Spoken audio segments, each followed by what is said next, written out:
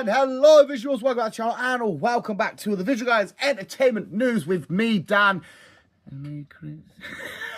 Jokes, I'm just taking a piss out of our lovely Chris because he's a lot more quiet than me. I'm very loud and obnoxious. Once again, quick shout out, it's not even a shout out, quick, what are you doing, dog? Just making a massive mess. Quick heads up, Chris isn't here once again. You heard him last week. It is now confirmed that he is an official daddy, so he's having to do dad stuff this weekend and whatnot. He can't get down particular times and whatnot, which we're not going to argue with, because when dad shit comes in, that takes priority. Then seeing Dan and going to cinema and talking shit with me and uploading it to the interweb is definitely second to all of that. So which is fair enough, but we still have some cool shit to talk about. We've still got some fun stuff to say, but more specifically, a film that I've wanted to ramble on more with Chris, but like I said, he's not here, but a film that I've wanted to ramble on so much. It's my spoiler-heavy review for Sinners, because, oh my God, Sinners, you beautiful, beautiful... I need to move my notes, because I have some notes for entertainment shit that I thought I need to bring up and bring to your attention. Yeah, I need to quickly do my... I say quickly, I'm heading out in a bit, and I want to make sure I've got plenty of time, because I need to talk about this film. Sinners, if you haven't seen it already, I am about to spoil it, but fuck me, Ryan Coogler's new film was fucking... Right, I know I'm Mr. Optimistic on this channel. I always say, oh, this is great, that's great, and whatnot, because it's quite easy for me to be pleased with films and shit. But I'm not kidding when I say Sinners was fucking absolutely stupidly out of this world. It was a film with certain scenes, which I'll get to, which completely shook me and completely captivated me, and they felt, sorry for sounding so cringe, so fucking powerful and phenomenal. Ryan Coogler, just an absolute beast, making these phenomenal films. Like, apparently he's going to be working on the X-Files, I was going to say X-Factor, X-Files coming out soon, well, soonish. And apparently he's going to have a part to play, and that's fucking crazy. But the film is all about these two brothers, Smoke and Stack, both played by Michael B. Jordan. And there was somebody pointed out something online. I wonder if the Jonathan Majors stuff didn't happen. I wonder if he would play the other brother. And I can't get that image out my head now, because I love Jonathan Majors as an actor. And I think as a person, I don't know what's happened. Are we allowed to like him again? I don't know what's happened. It's chucked out or whatever. So I don't know if he's free. I have no idea. But as an actor, fucking phenomenal. That would have been great. But Michael B. Jordan playing both these roles, supported by the likes of Haley Steinfeld playing Mary.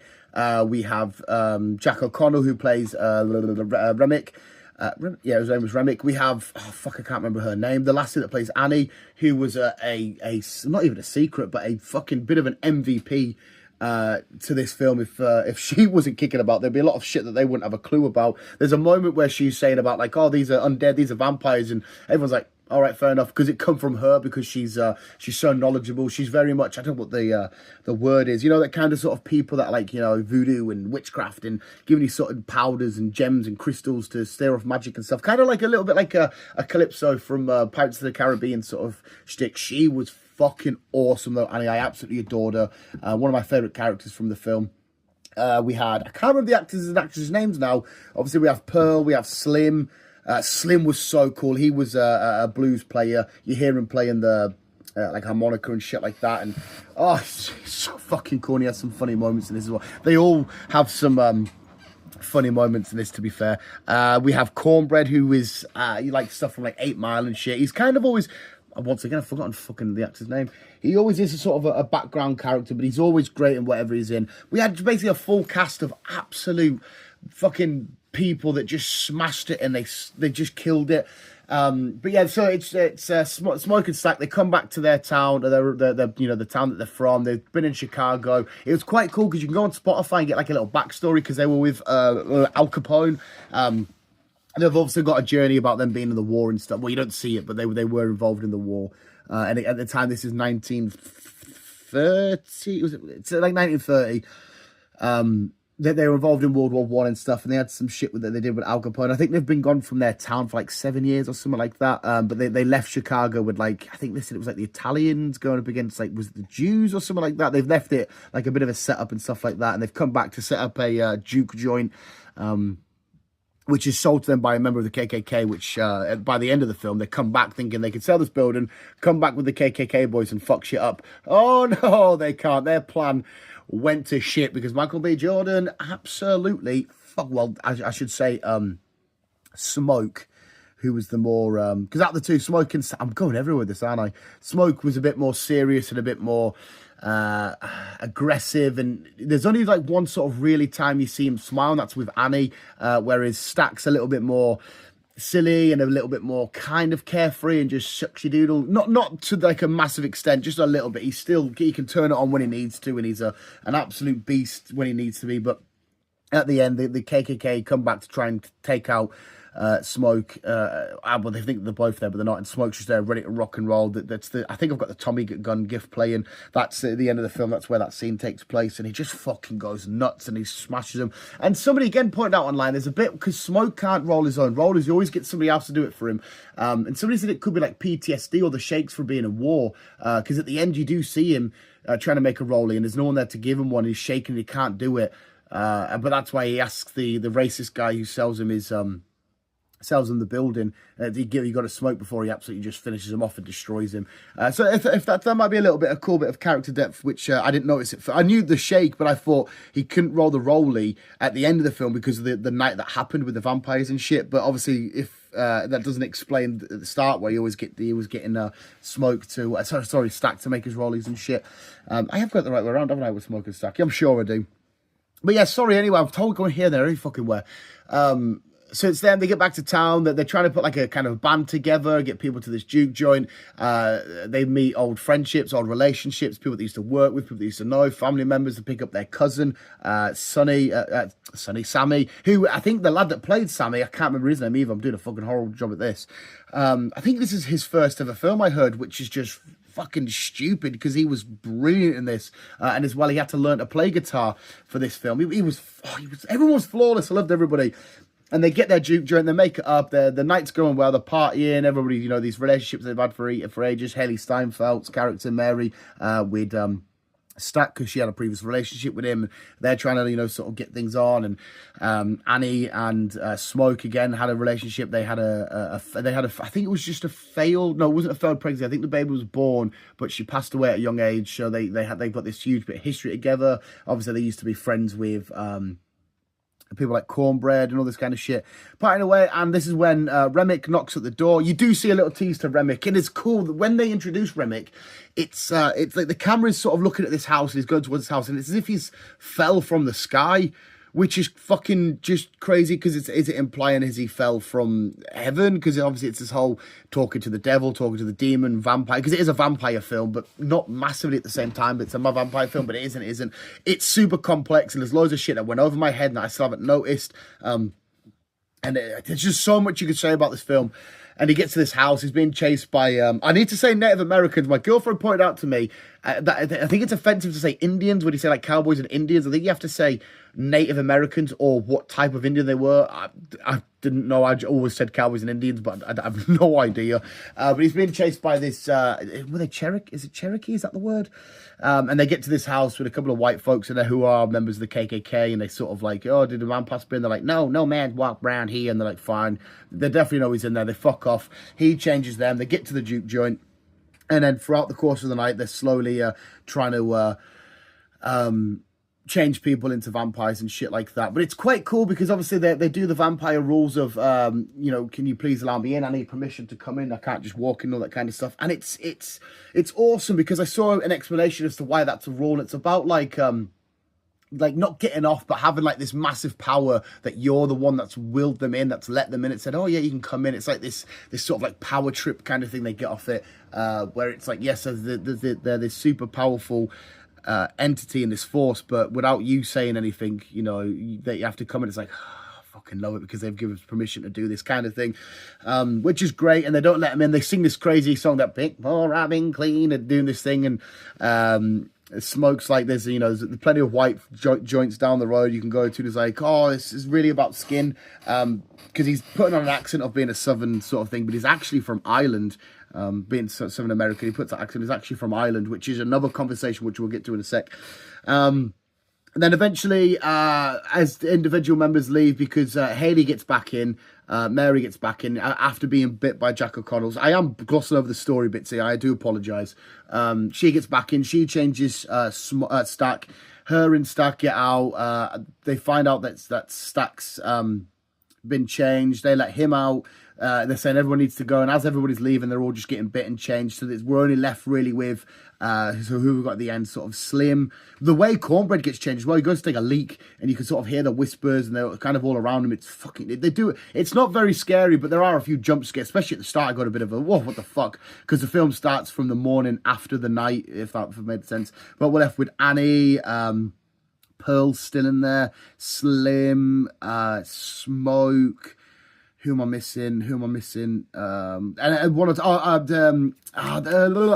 What the fuck's her name? Was it just Chow? There was I think it's Grace. There was an Asian lady. I think they were Chinese. Her and her husband were there. They ran like this shop and they helped set up the night and all this kind of stuff. She's there, and she's the one that actually lets them in. But I think it's quite cool because I can see a lot of people saying, why would she just shout, you can come in? Because they all stand in this sort of like Avengers Endgame sort of lineup moment. Why would you shout them? I think she was doing that out of desperation to make sure they focused on her and not going towards the kids. And we have this big fight. The juke joint place burns down. We pretty much burned. Well, no, because it's still standing at the end. There's a big fire. And then we get to like a few one-on-ones. Smoke's up against Stark, and certain vampires here are dying off. Annie sacrifices herself, Slim. And then we get to the end, and it's just left with Sammy and Smoke up against Remick.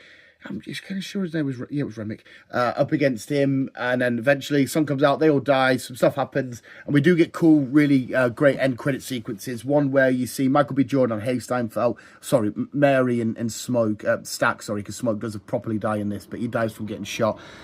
And passing over and seeing Annie and their child together in whatever you'd call it, heaven or whatever.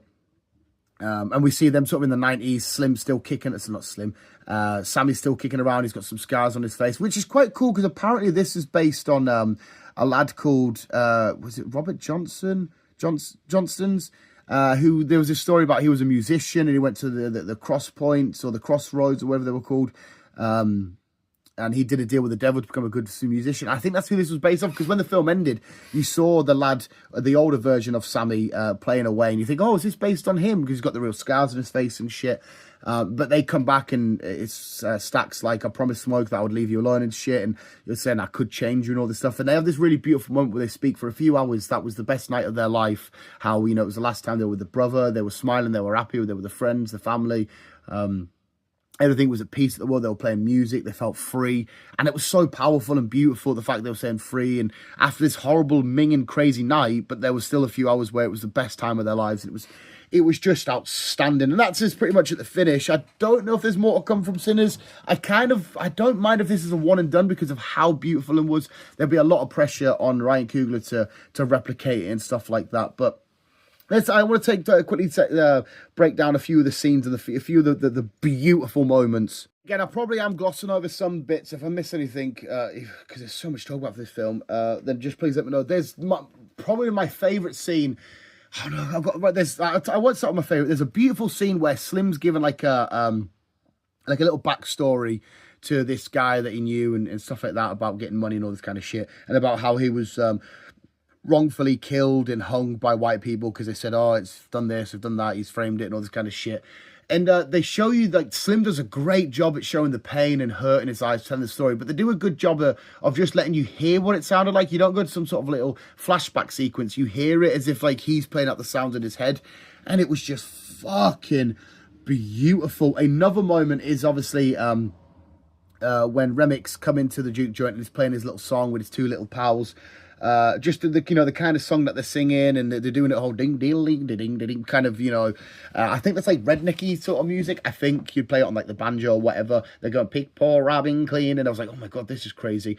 The blues in it, I'm not a big blues guy, but the blues in it just fucking beautiful. I remember turning to Chris at one point and being like, this music working in here right now is fucking outstanding. It's so beautiful.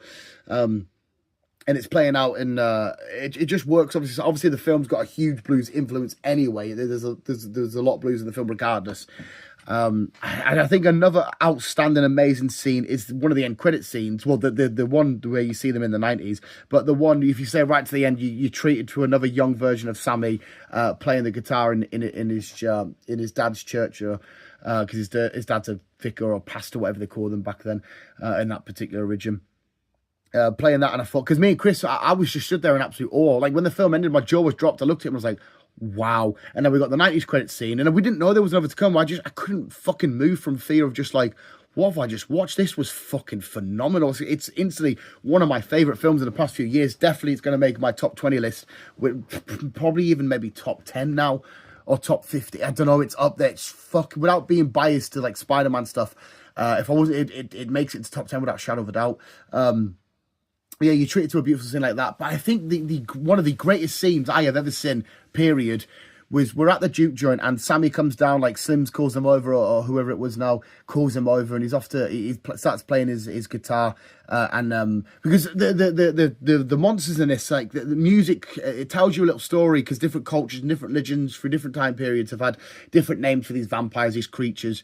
Like the stuff they can do, like the purest of music players can help heal communities and families and all this kind of stuff, but they also lure an evil presence to them, like these versions of these vampires and stuff. They're lured to the music, and we get this scene where he's playing in the juke joint and he starts to sing, and everybody's like, whoa, and whatnot.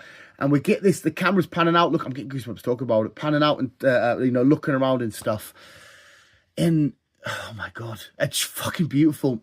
And then we start to see cultures and moments in time for this one particular moment sort of blend together and merge together and become one. So we see Sammy playing his music, camera comes out a little bit, and we see like this electric guitarist playing that version of pure music on electric guitar, and then with the camera comes round like the back of the stage, and we see like a DJ, and this sort of beat kicks in with the blues, and it's like my jaw dropped. I'm looking at Chris going, oh my God, this is phenomenal. And then the camera's punning around. There's got girls doing, again, I don't know what the actual name would be, like sort of urban kind of street dancing. We see some Asian culture and heritage of their versions of music and whatnot, and we see like the barn sort of like figuratively burned down because of all this fucking history and culture and pure music and stuff sort of burning and one and coming down. And outside we see Remick, and it's obviously implying like he's drawn to the music, but the montage that you're seeing is obviously not happening in real life. It's just sort of like a spiritual one. But it's as if I got the impression that he could see it. He could see what was happening. He could see these merging of cultures and stuff. Because in this version of vampires, I don't know if this is, I'm not a vampire expert. They share memories and thoughts. And Remick, everybody is turned and changed. He can share their thoughts and all this kind of stuff. And yeah, he sees it, and it's like the scene ends. He's like, oh my God, this is. I'm not doing it justice by the way I'm talking about it, but it was fucking beautiful. And then the next one, I would say, the next scene was when we do see Remick doing an Irish jig. This is where we find out that he's Irish, and you get, like I said, there's a Spotify story. I have not stopped playing the fucking Sinners songs, by the way. You see the story about like Irish people coming over to America, and there was a boat crash, and then certain like people didn't survive and whatnot.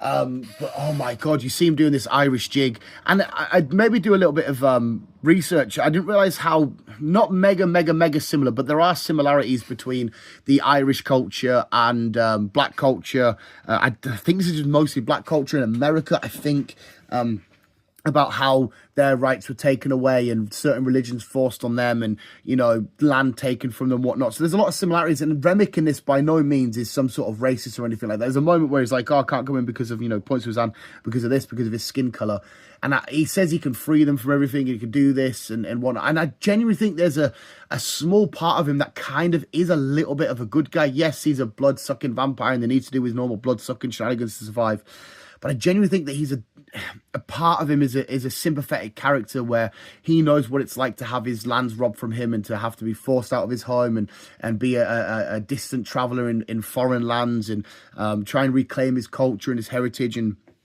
all this kind of stuff, just like a lot of these characters were, because obviously you see a lot like the plantation stuff, and the way for them to really lay low is this work hard all week and on their plantations, and that they're in these positions forced to them by, because obviously slavery and stuff. And you see them just a way for them to unload and explode on the weekends and shit and have a bit of fun with their blues music and whatnot. And yeah, I just thought there was a little bit of sympathy with Remy, because the Irish jig bit was just so powerful. Plus seeing Michael B. Jordan, with his, I can't believe I've not mentioned how sexy he is yet, and I mention it in every episode we do. Just seeing him absolutely smashing it and killing it and just looking phenomenal, dancing around with his like little Irish jig. And it was such a powerful scene, just like the one in the actual juke joint. It was just, I feel like there's bits I'm missing and stuff that I need to say. It was such a powerful film with beauty. Oh, there was a moment where Annie and Michael B. Jordan Smoke do get it on. And I just looked at Chris, I was like, fucking yes, because they get it on in such a fucking sexy way. There's a few moments in it, because there was a lot of comedy as well. Sammy learns all about performing fellatio, I think that's the word, on his partner of... I'm going to go downstairs and see if I can hit that button with my tongue. My tongue isn't just good at making me sing well, it's making me do other stuff. But there's so many bits that I'm looking over and glancing over, but it truly is a phenomenal, outstanding, not just film, but genuinely, sorry to how cringy and Ming and I sound here, but piece of art. It's fucking melted my mind. I've seen it twice now. It is beautiful. It is phenomenal. I absolutely can't recommend it enough. It might, we've got stuff coming out this year like Thunderbolts now, but as it stands, this might come out as my favourite film of the year, and it's going to take a lot of my boxes, best scene, best performance and that. I know there's recency bias involved and all this kind of shit. I'd actually have to go back and rethink it, but as it stands, oh my God, just sheer perfection. So Sinners, I don't think I need to give you a number, but I will anyway. Fucking quadrillion out of fucking 10. Highly recommend, and go check it out. Let's go down my little list of notes. I've actually got notes of stuff that I need to quickly talk about. Let's actually wet my palate quickly. You got much time? Oh, I think we're all right for time. It would help if I undid my flask. Ah, that's better. Right, let's go to The Last of Us. Last of Us, at the time of recording, yeah, we've just had the 2 episodes still, haven't we? Episode 2, spoiler, sorry, is the episode that all the game players were knew were coming. Well, I can't even say what I'm saying. They knew it was coming. Fans of just the show, it would have been a shock and a surprise to them. But Joel finally met his demise. I say finally, it's only been a season a bit. Met his demise, and it was a horrible, minging, brutal scene. The show itself is still fucking awesome. It's still so good.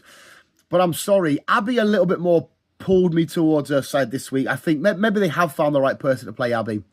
And I don't mean to be one of them dickheads, like, you know, everyone online giving Bella Ramsey so much shit for stuff. You know, there's a lot of horrible stuff being said. And what I'm about to say isn't nice, but I still do not think she is right for the role. There's moments where she's saying, like, doing like the swearing out, saying, "I'll suck my dick, fuck off." And I just don't buy it coming from her. It's because of her height, because of her stature. It's because of everything. It's like, I said it to somebody before. I said, imagine they did a film on David Beckham and they cast me and they were like, oh, I cannot buy this Daniel Gordon running down the fucking wing at Old Trafford and scoring screamers and shit. It's because physically I don't look the part. I don't sound the part. I'm not the part. And I just don't think she's the part for Ellie. I do not buy it. I can't see it. It just doesn't sit well. Even seeing her at the end where she says to everybody she's going to kill him after seeing Joel dead, I just thought, I can't buy it from you. I just feel like they would all look at it and go, shut up. You know what I mean? You're like 2 foot tall. I don't care. I don't know. There's just, she hasn't got that demeanor, that presence, that aura. You know, like in the end, how some people born. Sigourney Weaver in Alien, born for Ripley. Robert Downey Jr., Iron Man, born to be that. I just don't buy it, and I can't see it. And sometimes I don't mind miscastings or castings that, oh, maybe it would be slight, but she's just on such a lower tier for this particular role for me. And she's trying her best, and everything else she's been in, she's been great. But I want to say quickly, the standout for this, to be fair, is Tommy. Oh my God, Tommy is a fucking unit, is a G. He took out a bloater on his own, flamethrower, literally backs into a corner, defending the town and make sure people are in their units and their positions and their roles and their, you know, flanks and all this, and get there and stop there and now shoot. Tommy is an absolute unit and a G, and I fucking love him so much. He is absolutely amazing. So yeah, minus, we'll talk more about it when Chris is back. but minus just the weird casting of Ellie. She was fine in season 1 because she was this young little teenager girl, sort of. You could see her being a bit bratty and all that kind of shit. And I don't even mind the brattiness. It's just the brattiness coming from her. I just don't buy it. But I'm very much looking forward to see how it goes forward anyway, because I know there's some differences from games and whatnot, but Chris is our residential expert. He can really inform and say what's happening in this and all that kind of stuff. But next up, let's quickly speak about Andor. The first 3 episodes are out. Every Wednesday, we will get 3 episodes back to back, which is going to be fucking awesome.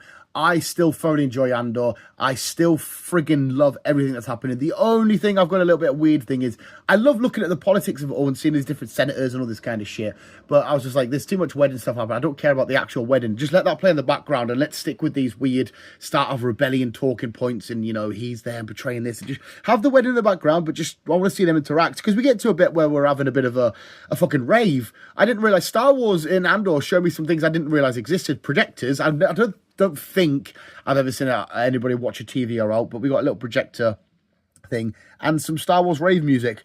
I didn't think that was a thing that existed, but hey up, the more you know. We do have an official rave in Star Wars now. But yeah, Andor for me is kicked off so well. I love that start where we see Cassian after a few minutes. You see him getting that TIE fighter who doesn't know how to fly it, and he's just trashing this like warehouse place. But Andor, brilliant. I've got WrestleMania written down, but I've talked quite a lot about that on Dan's Talking Crap, and I've even mentioned it in next week's podcast and stuff.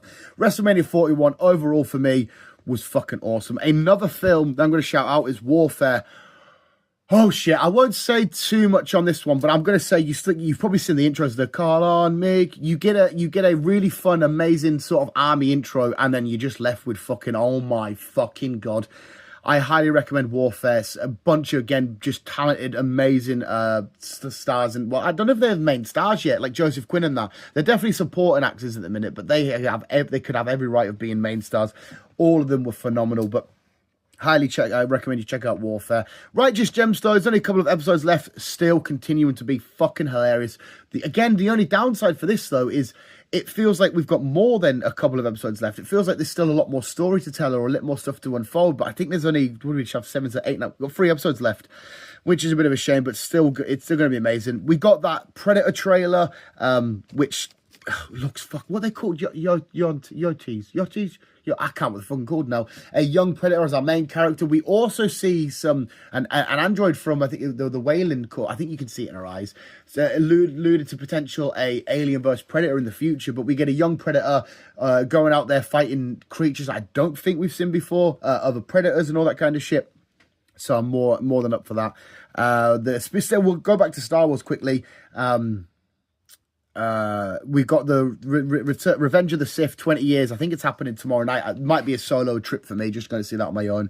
I want to see the duel on Mustafa in cinema again. I really want to see that. But celebrating 20 years, we also have some leaked footage and images of Mandalorian and Grogu, which just looks fucking awesome. Why have I bothered to write down Mario Kart? Well, I guess Mario Kart World and the Switch is out on the 5th of the 6th. You can get that soon. You can get all your Mario Kart needs done. And the last 2 things I've got just to quickly point out is You, at the time of recording, You has been out for today. No, yes. You come out, I think You's been out, basically by the time this video goes up, you'll be able to watch You, season 5, and I'm fairly confident, because I haven't done it yet, is the final season. We can watch Joel stalk some people and speak in his head about like, oh, you're wearing the yellow blouse, that indicates this, and the way you caress that book, it makes me, and we can watch You be, Joel being a psycho stalker, who we're not supposed to like, but I can't help but like. What the fuck does that say about me mentally? And finally, we've only got a week to go. I can get my little notes off. We have a week to go. On the 1st of May, we have Thunderbolts. All the early stuff are indicating so far that it's going to be awesome. I had a feeling it was going to be awesome. Yes, I'm biased and shit. No matter what, when I left the cinema, I was going to go, that was really great. It was always going to fucking happen. That was disgusting, Dan. But all this stuff's out. Promotion, red carpet tours and all that kind of shit for Thunderbolts. I'm very much looking forward. There's already been confirmed to have 2 end credit scenes. I've been told 1 serious. I've not been told personally, but Jesus Christ, I'm ending in a hiccupy, yawn, burpy state. What the shit? Maybe I've not been getting enough oxygen to my lungs because I've been rambling. But yes, go check out Thunderbolts, 1st of May.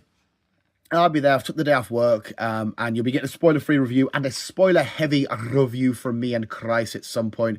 But visuals, there we have it. That's been the entertainment news. Go check out Sinners. Go check out Warfare. Check out You. Andor's out, ready to rock and roll. Righteous Gemstones nearly at an end, and whatever else you need to check out. That Predator trailer. Visuals, thank you for listening. Thank you for watching. You guys are literally the fucking best. But remember to always keep being you and keep on keeping on.